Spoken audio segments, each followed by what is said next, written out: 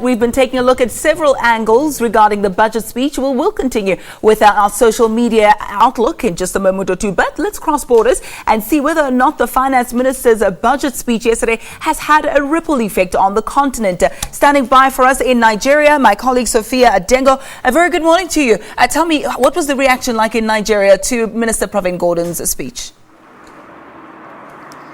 Well, it's interesting. As you know, South Africa and Nigeria are the leading economies on the continent. So whatever South Africa has to say, probably everybody on the continent is listening. And when it comes to Nigeria, very interesting parallels to what is going on. Both countries, of course, locking into the idea that there is a global downturn generally when it comes to the economy. Mr. Pravin also touched on the global uncertainty and how that is affecting currencies all over the world, including African currencies. But when it comes to South Africa and Nigeria, what most people do not know is that Nigeria really does receive a large volume of import goods from South Africa. And yesterday we saw that these goods, perhaps when it comes to Nigeria, $300 billion up from $230 billion coming from South Africa. But it's interesting here to note that, when it comes to the economy, there's also this revisionist that has to go on between the two nations.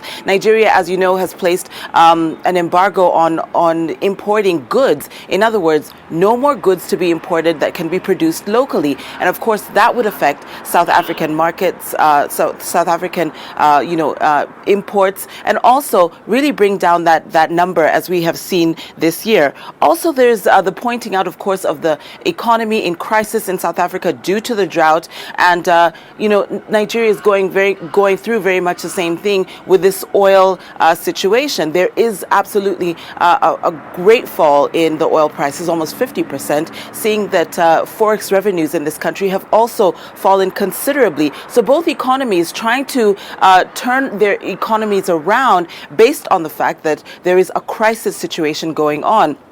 I also noticed that South Africa was taking into consideration the broadening of its tax base, very much like Nigeria at the moment, looking at different sources of revenue to increase these budget, revenues that we have seen in the past, as looking into tax. So there are a lot of parallels to draw from, but more importantly, what we noted is that there is, the increase of joining both forces in terms of providing revisionist policies when it comes to visas, and also encouraging skilled immigration between the two countries, as well as tourism, agriculture, and agro-processing.